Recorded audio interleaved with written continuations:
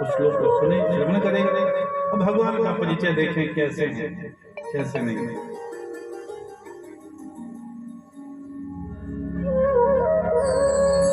सच्चिदानंद रूपाय विश्वोत्पत्त्यादि Hathaway तापत्रे विनाशाय श्री कृष्णाय वयो। भगवान क्या है? बोले सच्चिदानंद, सच्चिदानंद भगवान है। भगवान का पूर्ण नाम जो है वो सच्चिदानंद। आप लोगों को समझ में आ रही है? आप सभी के समझ में आ रही है? आता हूं। तो कई बार कथा में आकर के बैठ जाते हैं और कथा में साउंड के कारण या किसी कारण समझ में नहीं आती, तो घर में जाकर के कहते हैं, घर वाले कहते हैं कि भाई कथा में गेड़ आते हैं कि बंदा पड़े हो। बोले हाँ, क्या पड़े हो? बोले प्रसाद। और तो कुछ पल्ले पड़ा नहीं, प्रसाद जरूर पड़ा। तो कहीं ऐसा ना हो खाली प्रसाद पल्ले पड़े और कथा पड़े ही नहीं। भगवान का पूर्ण नाम है सच्चिदानंद, और सच्चिदानंद का अर्थ क्या है? सत्य, चित और आनंद, तीनों वाक्यों को मिलाकर के एक वाक्य बनता है सच्चिदानंद। भगवान सतघन है, चितघन है, आनंदघन है। तो ये तीन वाक्यों से एक वाक्य बना करके भगवान का नाम क्यों रखा गया? उसका कारण है पहला सत्य, फिर चित्त, फिर आनंद। सत्य क्या है? बोले जो तीनों कालों में रहने वाला तत्व है वो सत्य तत्व परमात्मा है। त्रिकालम बाध्यतम सत्यतम, जो तीनों कालों में रहने वाला। इसलिए भगवान सत्य तत्व है। ये संसार क्या है? बोले जो कल भी नहीं था, आज भी नहीं है, कल भी नहीं रहेगा। इसलिए संसार सत्य नहीं है, परमात्मा जो है वो सत्य तत्व है। उसको जानने के लिए क्या चाहिए? बोले चित्त चाहिए। चित्त मन को भी कहते हैं, नहीं? चित्त ज्ञान को भी कहते हैं। और ज्ञान के बिना अपने सत्य को जान नहीं सकते, अपने आप को जान नहीं सकते, अपने स्वरूप को जान नहीं सकते, ठाकुर के स्वरूप को जान नहीं सकते, संसार के स्वरूप को जान नहीं सकते। तो सत्य को जानने के लिए ज्ञान होना बहुत जरूरी है। और ज्ञानी भोगे ज्ञान से, जो ज्ञान को प्राप्त कर लेता है वो सुख दुख से परे होता है। ना उसे सुख भापता है, ना दुख व्यापता है, वो परे हो जाता है। ज्ञानी भोगे ज्ञान से, अज्ञानी भोगे रोए, देदारी को दंड है रोक सके ना। और ज्ञानी से कभी भी आप पूछोगे कैसे हो? बोले सदा दिवाली साधु की आंखों पहर आनंद। क्या बोलता है? सदा दिवाली साधु की आंखों पहर आनंद। और संसारी को कभी, अज्ञानी को कभी, मूर्ख को कभी पूछ लो किया हो? बोले मर क्या नहीं, किसी ना किसी बात को लेकर के वो मरता रहता है। तो ज्ञानम परमलब्धवा शांति। अगर जीवन में शांति चाहिए तो ज्ञान की प्राप्ति जरूरी है। तीसरा क्या है? आनंद। आनंद और सुख में बड़ा अंतर है। सुख का उल्टा है दुख, धूप का छांव, स्त्री का पुरुष, दिन का रात, धूप का छांव, नहीं गर्मी सर्दी, ये सब उल्टा बनता है। लेकिन आनंद का कोई उल्टा है? कोई प्रावैच्छिक शब्द है बता सकता है? आनंद का उल्टा नहीं है, क्योंकि आनंद साक्षात परमात्मा है। वो घटता और बढ़ता नहीं है। सर्दी घटेगी, गर्मी बढ़ेगी, गर्मी घटेगी, सर्दी बढ़ेगी, नहीं। सूर्य का प्रकाश घटेगा तो रात्रि बढ़ेगी, और सूर्य का प्रकाश बढ़ेगा तो रात्रि घटेगी। लेकिन आनंद जो है वो ना घटता है और ना बढ़ता। रोता कौन है? जो जीता है वही रोता है। लेकिन कभी मुर्दे को रोते हुए देखा है? नहीं, वो आनंद में। क्या कबीरा जिस मरने से, जिस मरने से हम लोग डरते हैं ना, कबीर जी अपनी वाणी में कहते हैं, कबीरा जिस मरने से तू डरे मेरे मन आनंद, क्योंकि मरने से ही पाइए पूर्ण परमानंद।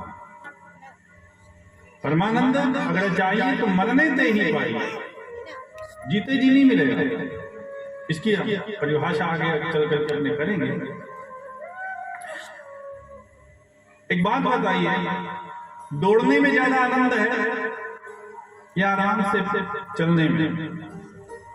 बोलिए।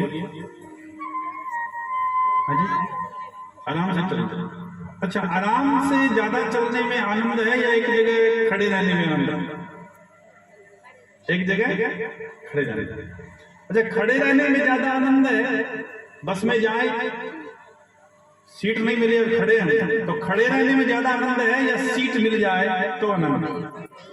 बैठने में सभी मान रहे हैं भाई? अच्छा, एक बात और बताए, अगर अपने को स्लीपर मिल जाए लेटने के लिए, तो बैठने में ज्यादा आनंद है या लेटने में? लेटने में। अच्छा, लेटने में ज्यादा आनंद है या नींद में? नींद आ जाए तो नींद है ना, और अगर परमानेंट ही आ जाए तो?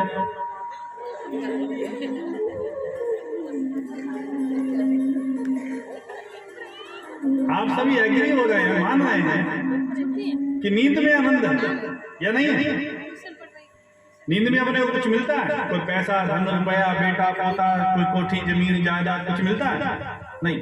लेकिन अगर कहें कि आनंद मिलता है कि नहीं, बोले भाई रात सुत्या के ठक्कर दरवाजा खटकाए अपन खाई अपन तो 8 घंटा क्या निकल गया, पता 8 घंटे निकल गए भाई और पता नहीं चला। तो विचार करो कि जब उस धाम पर पहुंचेंगे हम तो कितना आनंद होगा। तो मरने दे ही पाइए पूर्ण परमानंद, जीते जी तो कोई ना कोई दुख लगा ही रहे, ये तय। तो सच्चिदानंद रूप, अगर आनंद चाहिए तो परमात्मा की प्राप्ति करो। जो कहते हैं ना नींद में अपने आनंद है, थोड़ा विचार करो। नींद में अपने संसार को छोड़ दिया, उसकी पकड़ छूट गई, इसलिए अपना चिंता भी गई। और जागते हुए जब हम संसार को पकड़ लेते हैं, भाई वो काम ही पड़े, वो काम ही पड़े, वो ही करनो, वो यहाँ कौन करियो, वो यहाँ कौन हो, तो वो चिंताएं अपने को ग्रसित करती हैं। और जागते हुए भी अगर थोड़ा संसार को छोड़ करके परमात्मा में चले जाएं, तो जागते हुए भी, जागृत अवस्था के अंदर भी आनंद ले सकते हैं। कहीं भी रहें, जिस देश में, जिस भेष में, परिवेश में रहो, राधा रमन, राधा रमन, राधा रमन, तो आनंद ले सकते हैं। बात विचारधारा की है कि हमारे विचार कैसे हैं।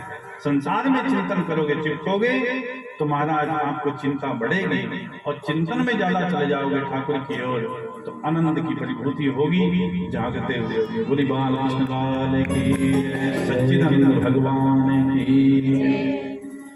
इसलिए भगवान सच्चिदानंद रूप है, पूरा आनंद। विश्वोत्पत्त्यादि हेतु भगवान करते हैं, क्या करते हैं भाई? परिचय तो दे दिया, भी इनका नाम सच्चिदानंद है।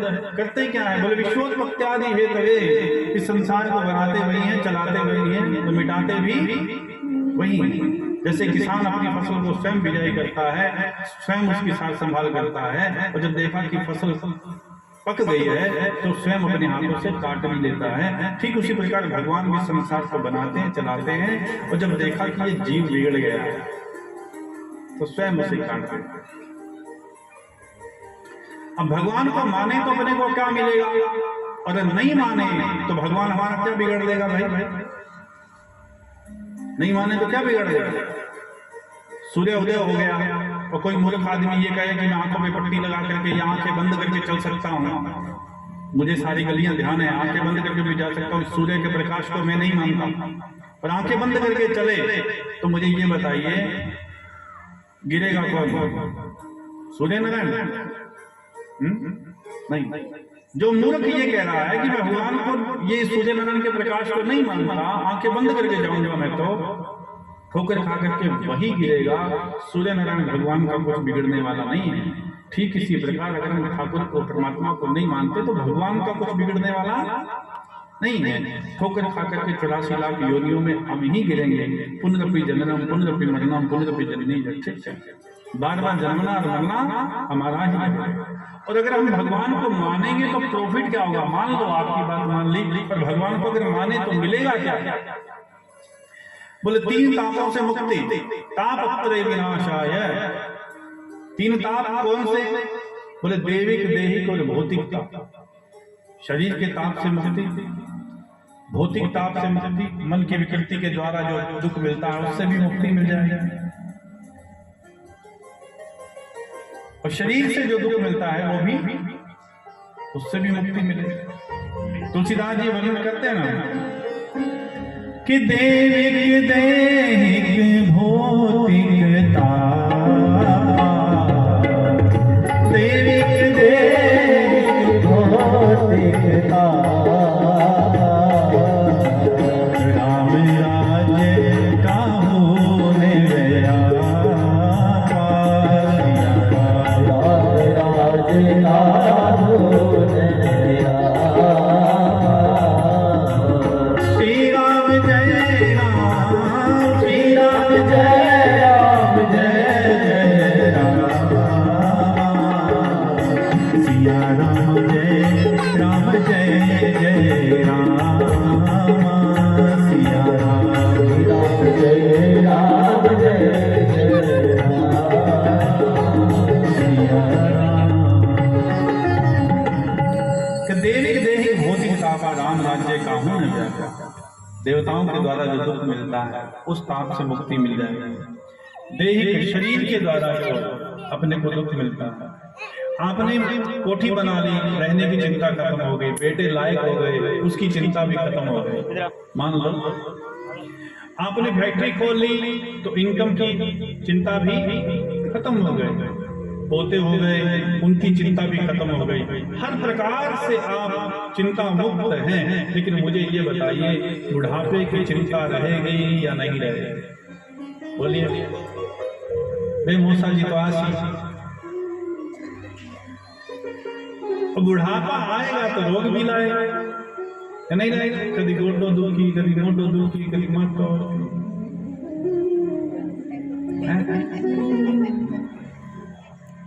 उससे मुक्ति पा सकते हैं क्या? हर प्रकार से चिंता मुक्त है, लेकिन शरीर के दुख से तो मुक्त नहीं है। वो तो आपको वो चलती है ना, आजकल ऐड चलती है, कई बार पाउडर के साथ में कोई चीज फ्री है, साबुन के साथ में कुछ फ्री है, ऐसा है ना, 1 गेट 1 बाई फ्री, एक के साथ में एक फ्री। उसी प्रकार भगवान भी कहते हैं बुढ़ापे में आपको रोग फ्री, कोई कष्ट नहीं।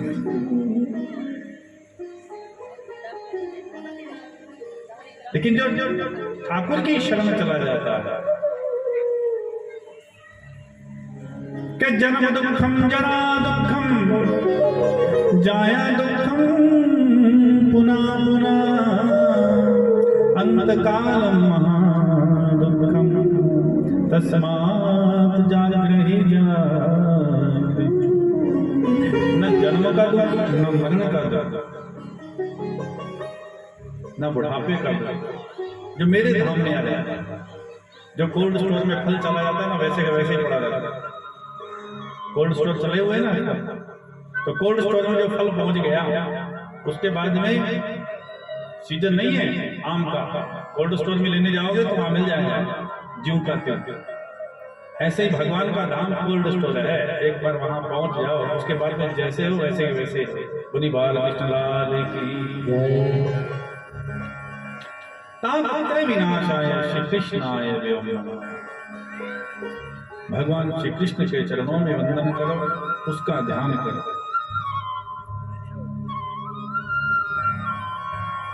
अब चलते हैं नैमिषारण्य की पवित्र पावन भूमि पर, जहां पर शौनकादिक ऋषि सूत जी से प्रश्न करते हैं कि गुरुदेव,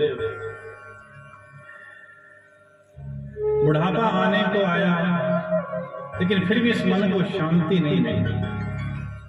आप हमें ऐसी कथा सुनाइए जिसे सुनकर के मन को शांति मिले, भक्ति मिले, मुक्ति मिले। सूत जी शौनकादिक ऋषियों से कहते हैं कि मैं आपको भागवत की कथा सुनाऊंगा, जिसे सुनकर के आपका मन भी प्रसन्न होगा, भक्ति ज्ञान भी आपको प्राप्त होगा, और इस संसार को छोड़ने के बाद में आपको मुक्ति भी मिलेगी, प्राप्त होगी, और भगवान का अनन्य प्रेम जो है उसके आप अधिकारी बनेंगे। मैं आपको भागवत की कथा सुनाऊंगा। बोले भागवत की कथा? बोले हाँ, ये वो कथा है जो देवताओं को भी दुर्लभ। पर हमारा देखो सौभाग्य कितना है, हम कितने बड़े भागी हैं कि भगवान की कथा अपने को मिली है, देवताओं को भी जो नहीं मिली। मनुष्य शरीर हमें मिला है जो देवताओं को भी दुर्लभ है। तुलसीदास जी वर्णन करते हैं ना, बड़े भाग्य मानुष तन पावा सुर दुर्लभ सब ग्रंथन, जो देवताओं को भी दुर्लभ है वो अपने को सहज रूप से मिल गया, लेकिन फिर भी हम इसकी कीमत जान नहीं पा रहे।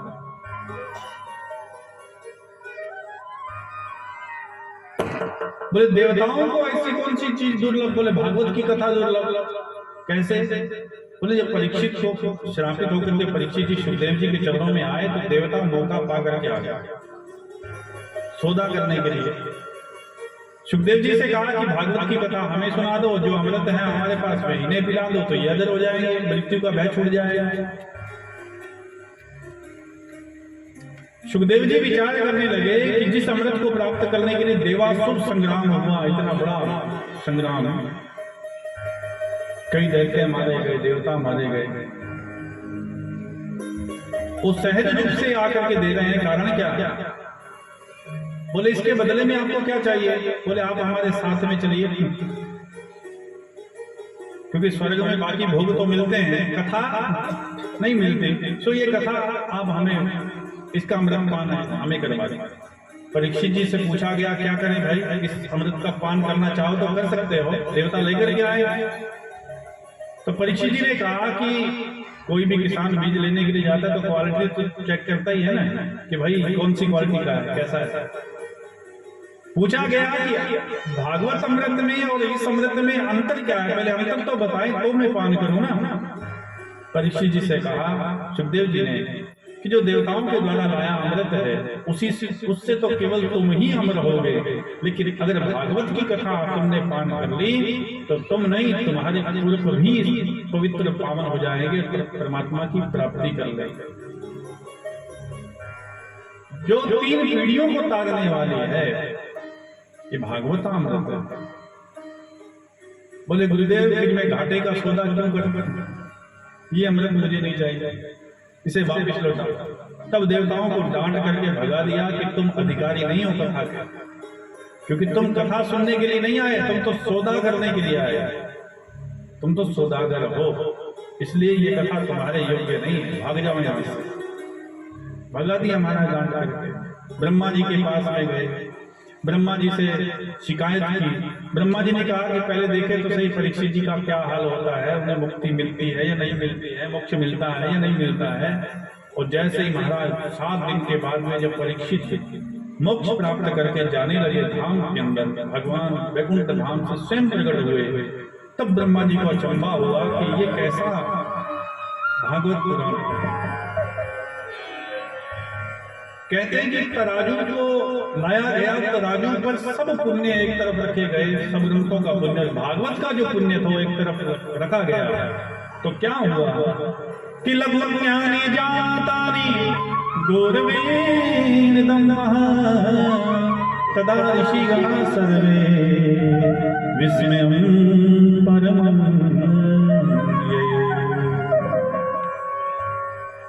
भागवत महापुराण का जो पुण्य था वो भारी पड़ा, बाकी लघु पड़ गए, लघु ज्ञानी जाता।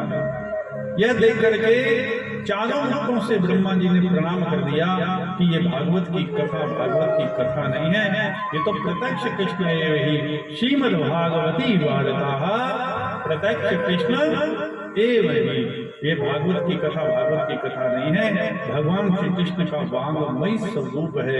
इसलिए चारों मुखों से प्रणाम करते हुए भागवत की जय जयकार की, बोली भागवत महापुराण की जय। भागवत को निमंत्रण देना, भागवत को निमंत्रण देना नहीं, साक्षात भगवान को ही निमंत्रण देना है। जो भागवत की कथा सुनता है, श्रवण करता है, निमंत्रण देता है, वो साक्षात ठाकुर को ही बुला लेता है। जो उसकी परिक्रमा करता है भगवत की, वो साक्षात भगवान की ही परिक्रमा करता है। जैसे गुरबानी के अंदर सिख धर्म में क्या कहा गया कि गुरु ग्रंथ सब मानियो, गुरु ग्रंथ सब मानियो, आंखी गुलाबी थे। और आपने देखा होगा कि सिख धर्म में ग्रंथ को ही गुरु माना गया, गुरु ग्रंथ को ही भगवान का रूप मान करके उसी की ही परिक्रमा की जाती है। वैसे ही श्रीमद् भागवत महापुराण साक्षात भगवान श्री कृष्ण का ही वांगमय स्वरूप है। इसकी परिक्रमा भगवान की ही परिक्रमा। वो भागवत की कथा मैं आपको सुनाता हूं। प्रश्न किया गया कि इसका प्रचार प्रसार किस प्रकार से हुआ, इसकी विधि 7 दिनों में ही किसने तय की, कैसे तय की, वो हम जानना चाहते हैं। तब सूत जी महाराज वर्णन करते हैं कि एक बार नारद जी महाराज पृथ्वी पर भ्रमण करने के लिए गए। कलयुग प्रारंभ हो गया था, 30 साल बीत गए और जैसे ही पृथ्वी पर देखने के लिए आए तो क्या देखा कि कलयुग के अंदर लोग बदलना प्रारंभ कर दिए। भाई भाई आपस में झगड़ा कर रहा है, कहीं देखा तो बेटा बाप से झगड़ा कर रहा है, कहीं देखा तो सास बहू से, बहू सास से झगड़ा करना शुरू कर दिया, कोई अड़ोसी पड़ोसी आपस में झगड़ा कर रहा है। संतों के मठों में भी शांति नहीं थी। यह देख करके नारद जी को बड़ा अचंभा हुआ, ये कैसा कलयुग है। जहां भी देखते हैं वो सब के सब स्वार्थ के साथ नाता जोड़े हुए, कि स्वार्थ लाग करई सब प्रीति, स्वार्थ लाग करई सब प्रीति, सुर नर मुनियन की यह रीति, सिया राम सुर नर मुनि सब की यह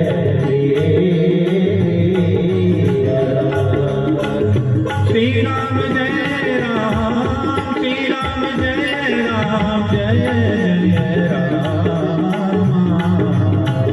श्री राम जय राम, जय जय राम, सिया राम, श्री राम जय राम, श्री राम जय राम, जय जय राम, सिया राम जय राम, जय जय राम, सिया राम, सिया राम जय राम, जय जय राम, सिया राम। स्वार्थ के साथ में सभी नाता जुड़ रहे हैं। बेटे को बाप से कुछ चाहिए तो नाता प्रेम का है, और जैसे दृष्टि नाम हो गई तो बाप को छोड़ देते। भाई भाई से प्रेम करना है तो स्वार्थ के साथ में। चारों ओर जब देखा तो नारद जी बड़े दुखी हुए।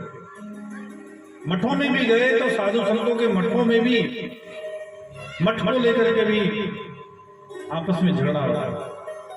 और तो चेले गुरु की सेवा कर रहे हैं तो वो भी विचार करते हैं कि गुरु जी बूढ़े हो गए, अब बस साल 2 साल की 4 महीने 6 महीने की बात है, और ये मर जाएंगे तो मठ मेरा होगा, ये मठ मेरा होगा। नारद जी वहां से घूमते घूमते वृंदावन की पवित्र पावन भूमि पर गए। वनम वृंदावनम नाम पश्यस्य नवकानन। वृंदावन की भूमि पर गए कि यहाँ तो आनंद होगा, और वहां जाकर के क्या देखा, एक दृश्य दिखाई दिया।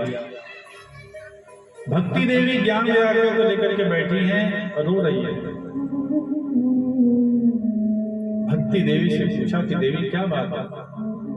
भक्ति देवी ने कहा कि द्रविड़ देश में मेरा जन्म हुआ, महाराष्ट्र में पली बड़ी, लेकिन वहां से जब मैं आगे आई तो मुझे बुढ़ापा आने लगा। ये मेरे दोनों पुत्र हैं, ज्ञान और वैराग्य। दक्षिण भारत में और उत्तर भारत में बहुत अंतर है। दक्षिण भारत के लोग गरीब बहुत है, निर्धन बहुत है, लेकिन उनके मन में परमात्मा के प्रति इतनी भक्ति है, अपार भक्ति। प्रातःकाल सूर्य उदय से लेकर के सूर्य अस्त तक वो भगवान का निरंतर चिंतन करते, एक पल के लिए भी भूलते नहीं। दक्षिण भारत में ऐसी भक्ति है। हम लोग तो सुबह उठते हैं तो भगवान का नाम जीभ पर आए ना आए, सबसे पहले चाय का नाम तो आता है। चावल के चाय के साथ में हमारा सूर्य उदय होता है, और खा पी करके रात को सो गए, बस यही है। आरती भी सुबह उठते हैं तो चाय की गाते हैं, ओम जय जय चाय माता, तुम्हारा दर्शन करवा चूल्हे पे जाता नहीं।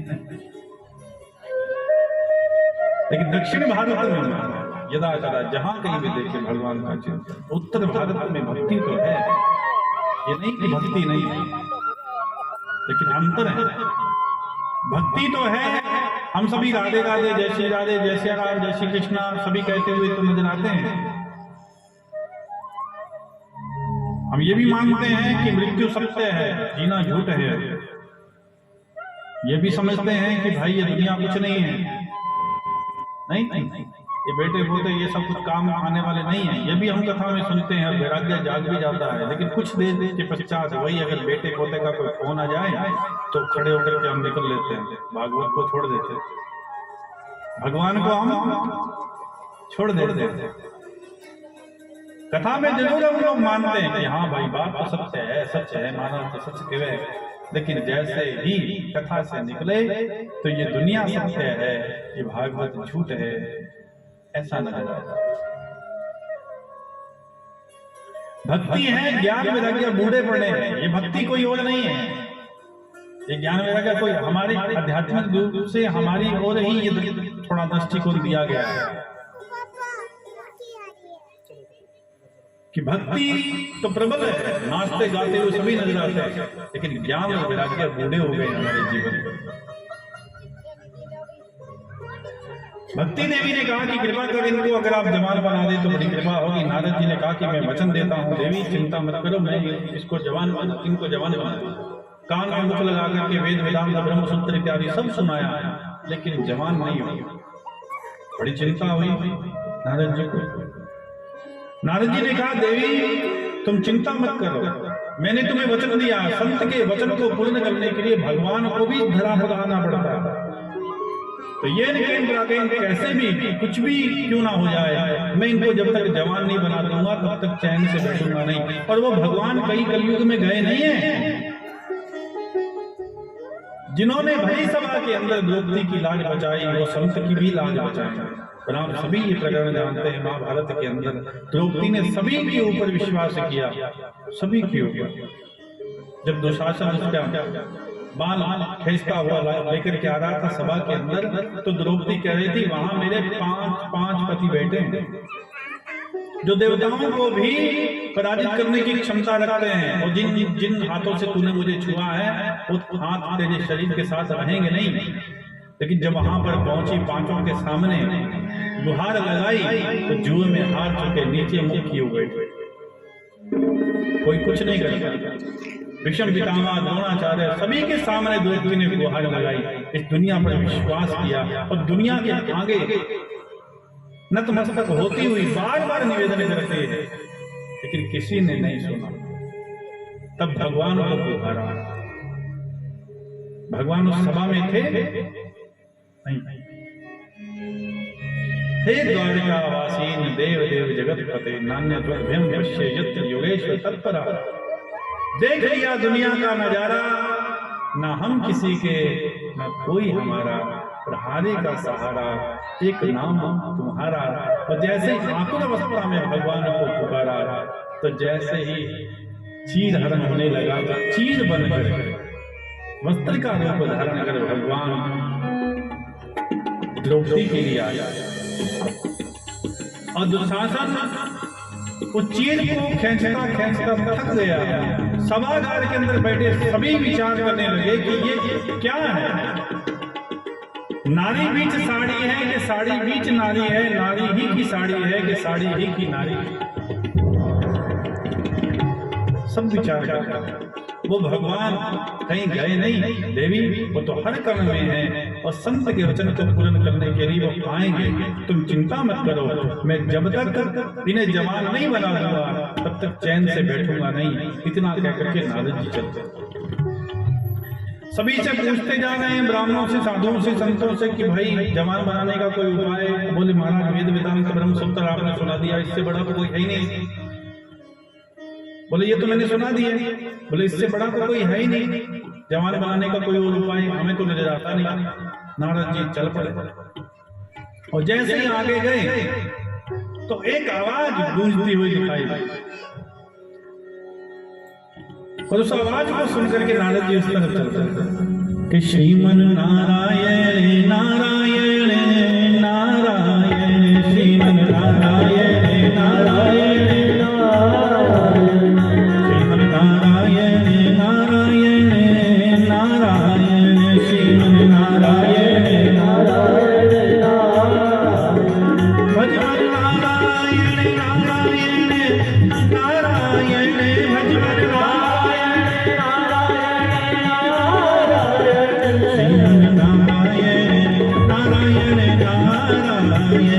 श्रीमन नारायण नारायण नारायण, ओ श्री कृष्ण गोविंद हरे मुरारी, श्री कृष्ण गोविंद हरे मुरारी, श्री कृष्ण गोविंद हरे मुरारी, श्री कृष्ण गोविंद हरे मुरारी, हे नाथ नारायण वासुदेवा, हे नाथ नारायण वासुदेवा, हे नाथ नारायण वासुदेवा, हे नाथ नारायण वासुदेवा, हे नाथ नारायण वासुदेवा, हे नाथ नारायण वासुदेवा, ओ जय नाथ नारायण वासुदेवा, नारायण वासुदेवा, ओ जय नाथ नारायण वासुदेवा, जय नाथ नारायण वासुदेवा, श्री कृष्ण गोविंद हरे मुरारी, हे नाथ नारायण वासुदेवा, श्री कृष्ण गोविंद हरे मुरारी, हे नाथ नारायण वासुदेवा, ओ जय नाथ नारायण वासुदेवा, नाथ नारायण वासुदेवा। बोल नारायण भगवान की जय, भगवत भगवान की जय। भगवान का चिंतन करते हुए सनक सनंदन सनातन संत कुमार चारों भाई मिल गए, और जैसे ही चारों भाई मिले सनकादिक ऋषियों ने देखा, पूछा कि हे नारद क्या बात है, कि कथम ब्रह्मणदीन मुखः कुतः चिंतातुरो भवान्, कथम ब्रह्मणदीन मुखः कुतः चिंतातुरो भवान्, त्वरितं गम्यते पुत्र कुतश्च गमनं। हे ब्रह्मण दीन मुखः, हे ब्रह्मपुत्र क्या बात है, तुम्हारे चेहरे पर चिंता नजर आ रही है। नारद जी आकर अवस्था में देख रहे हैं, क्या बात है, तुम तो ऐसे लग रहे हो जैसे कोई कृपण का धन चला गया हो, कंजूस आदमी का धन चला जाए ना तो उसको रात को नींद नहीं आती, नहीं थोड़ा भी घाटा पड़ जाए तो उसकी नींद हराम हो जाती है। लेकिन संतों का ऐसा तो कुछ है ही नहीं, और संतों के पास में जो धन है वो तो ऐसा धन है कि कोई चुरा भी ले तो भी वो बढ़ता है, घटता नहीं। हमारो धन राधा, तभी तो वृंदावन के संत गाते हैं, हमारो धन राधा श्री राधा तेरा। मीरा बाई भी गाते हैं कि जो मेरे को धन मिला है वो ऐसा धन है कि कोई चुरा भी ले तो वो घटता नहीं है, बढ़ता है। तो क्या क्या कि पायो जी में राम रतन धन पायो, पायो जी में राम रतन धन पायो,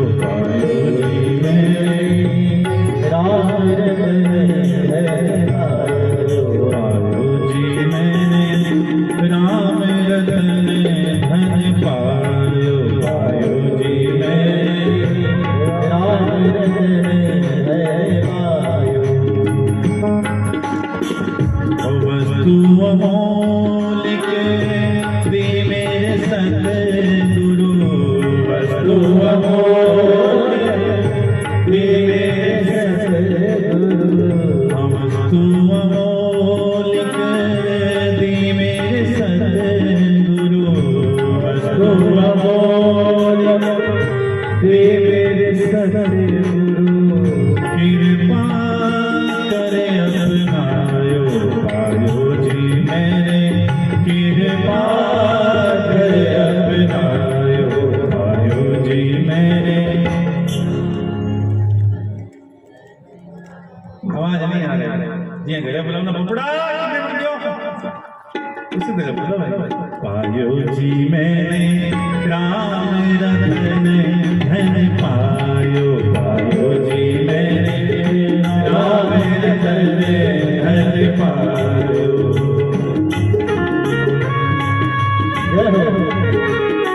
ठाकुर जी का धाम ज्यादा दूर नहीं है, एक बार अगर मन से पुकारोगे तो आ जाएंगे। जयपुर कितनी दूर है भाई? जयपुर कितनी दूर है? बस इतनी दूर है ठाकुर जी का धाम। प्रेम से भाव से पुकारोगे तो जैसे जयपुर आंख बंद हो खुले जयपुर आ जाता है ना, वैसे वो भी आ जाता है। तो प्रेम से भाव से बोलिए हरे राम हरे कृष्ण कृष्ण हरे हरे, हरे राम हरे कृष्ण कृष्ण हरे हरे, हरे राम राम राम हरे हरे, हरे कृष्ण कृष्ण कृष्ण हरे हरे, हरे राम राम राम हरे हरे, हरे कृष्ण कृष्ण कृष्ण हरे हरे।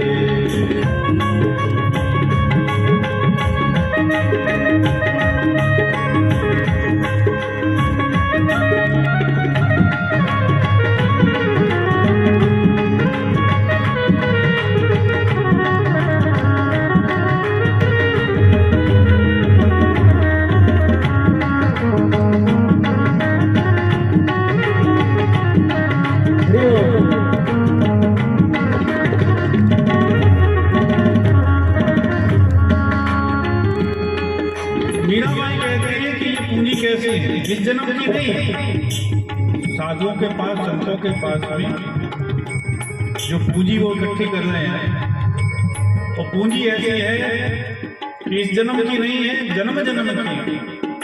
हर नोट हर जगह नहीं चलता भैया। भारत की करेंसी पाकिस्तान में चलेगी नहीं, इंग्लैंड में चलेगी नहीं, और इंग्लैंड की करेंसी यहाँ पर नहीं चलेगी। क्या चलेगी? तो अपने को जिस देश में जाना होगा उसी देश की करेंसी अपने को लेनी पड़ेगी। ये तो ध्यान है ना सभी कि अपने को किसी देश में जाना है, यहाँ से नेपाल भी जाना है तो वहां की करेंसी अपने को लेनी पड़ेगी, क्योंकि यहाँ का नोट वहां नहीं चलेगा। उसी प्रकार इस संसार को सभी ने छोड़ना है, ये तय है या नहीं? तो जहां पहुंचना है उसकी करेंसी तो चाहिए, उसका पैसा तो चाहिए कि नहीं चाहिए? तो यहाँ की करेंसी चलने वाली नहीं है जो हम इकट्ठी कर रहे हैं। ये पैसा रुपया, ये धन जमीन जायदाद, जो करेंसी चलने वाली है वो मीराबाई कहते हैं। वो करेंसी कौन सी है? यहाँ भी चलेगी, वहां भी चलेगी, और जन्म जन्मांतर तक चलेगी।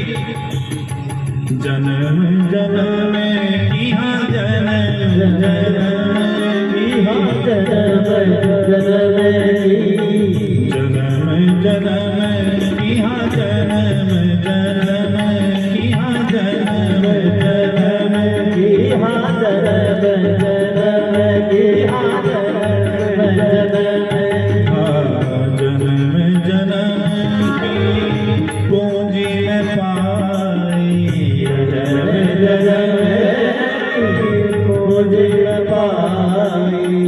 जन्म जन्म की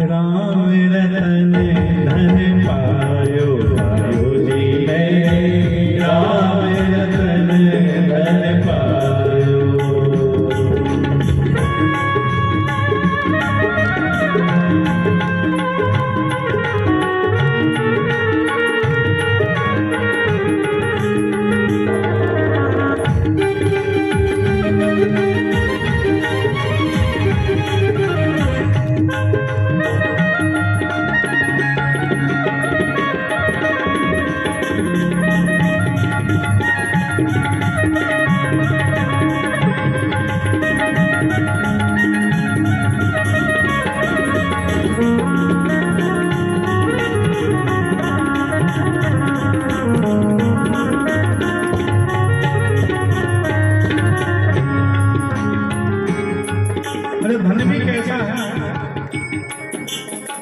खर्च न फूटे चोरे न लूटे, खर्च न फूटे चोरे न लूटे। एक चोर चोरी करने के लिए गया और चोर चोरी करने के लिए गए तो गांव में कोई ऐसा मौका मिला नहीं कि वो चोरी कर पाए। गांव के बाहर एक साधु का डेरा था, उसमें चले गए। ठंडी का टाइम है, ठंडी का टाइम। अब वो चद्दर लेकर गए थे। उन्होंने सोचा कि जो साधुओं के डेरे में धन बहुत होता है, साधु के राजा महाराजाओं के यहाँ जाते रहते हैं, जिनको बहुत सा धन मिलता है, तो चलो इसी डेरे में घुस जाते हैं। अब वो झोंपड़ी में घुस गए डेरे में। अब घुसे तो संत सो रहे थे, उनके नीचे चद्दर भी नहीं थी। पक्कड़ बाबा चद्दर भी नहीं थी, ठंडी लगी थी। और चोर जो चद्दर लेकर के गए थे भी सामान इसमें इकट्ठा करके लाएंगे, वो चद्दर बिछा करके सामान ढूंढने लगे। और करवट बदली साधु ने तो क्या देखा कि आंखें खुली तो क्या देखा, चद्दर पड़ी। ठाकुर जी से कहने लगे, ठाकुर जी बड़ी कृपा हुई, चद्दर भेज दी। नीचे ठंडी थी ज्यादा, तो वो साधु खड़ा होकर के कुछ चद्दर पे सो गए। और चोर ढूंढने लगे सामान, लेकिन कुछ मिला नहीं। साधु के यहाँ क्या कमंडल, माला झोली।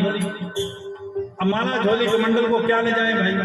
ढूंढते ढूंढते परेशान हो गए। जब कुछ नहीं मिला तो चलने लगे, तो उन्होंने कहा चलो चद्दर तो ले ले। लेकिन वो क्या देखा कि महाराज की जो चद्दर थी वो चद्दर गई। अब चद्दर निकालने के लिए कैसे करें? उठा लिया तो बाबा पकड़ लेगा।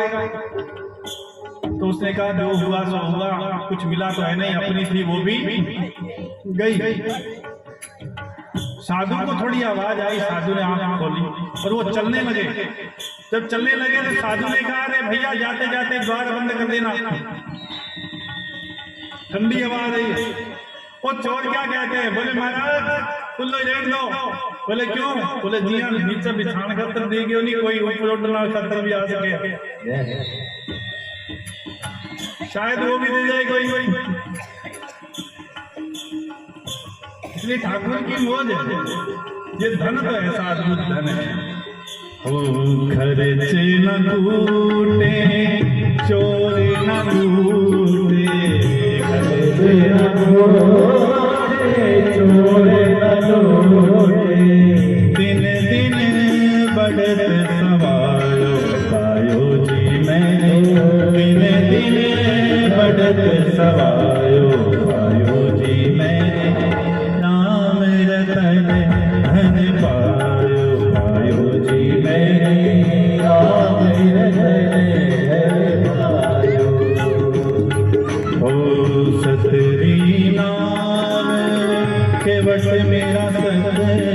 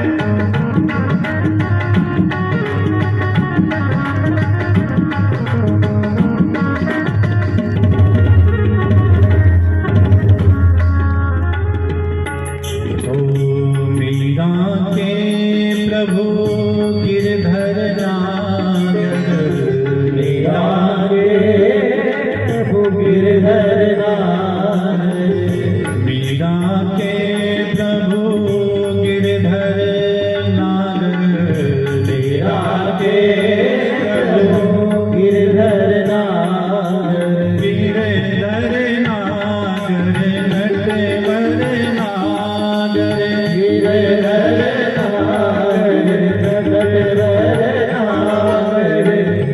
गिरधर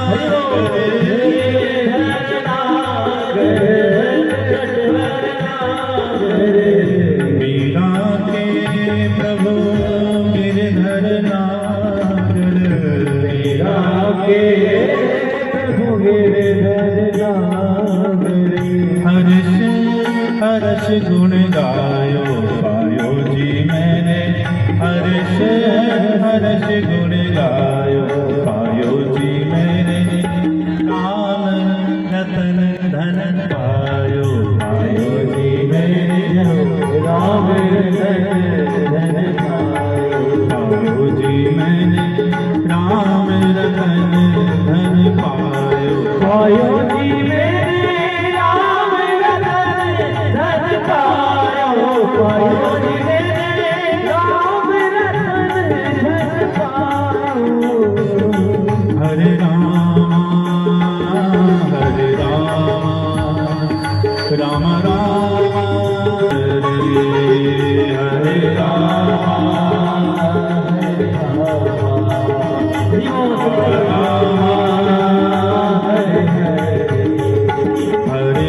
कृष्णा कृष्णा हरे हरे हरे कृष्णा हरे कृष्णा हरे राम राम राम हरे हरे हरे कृष्णा कृष्ण कृष्ण हरे हरे हरे राम राम राम हरे हरे हरे कृष्णा कृष्ण हरे राम राम राम हरे हरे हरे राम राम राम हरे हरे हरे कृष्णा कृष्णा हरे राम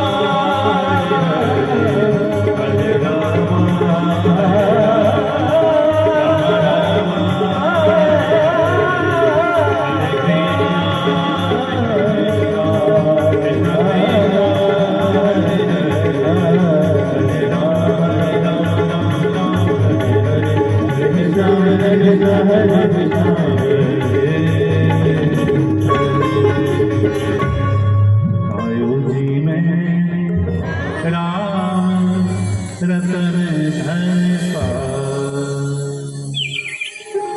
कथन ब्रह्मण दीन मुख कुतश्चिंतातुरो भवा त्वरितं गम्यते कुत्र कुतश्चागमनं तव। ऐसा क्या चला गया जो तुम दुखी नजर आ रहे हो नारद? क्या बात है? नारद जी कहते हैं मैं इस पृथ्वी पर घूमने के लिए भ्रमण करने के लिए गया कि अहम तो पृथ्वी ज्ञातो सर्वोमिति पुष्करम प्रयागम च काशी गोदावरी तथा पुष्कर काशी में घूमने के लिए गया। जिस भारत की भूमि में चारों तरफ प्रेम नजर आता था, भक्ति नजर आती थी, वहां मैंने क्या देखा कि सब स्वार्थ के पुतले हो गए। भाई भाई से प्रेम कर रहा है तो स्वार्थ के पीछे, बेटा बाप के साथ में प्रेम कर रहा है तो स्वार्थ के पीछे।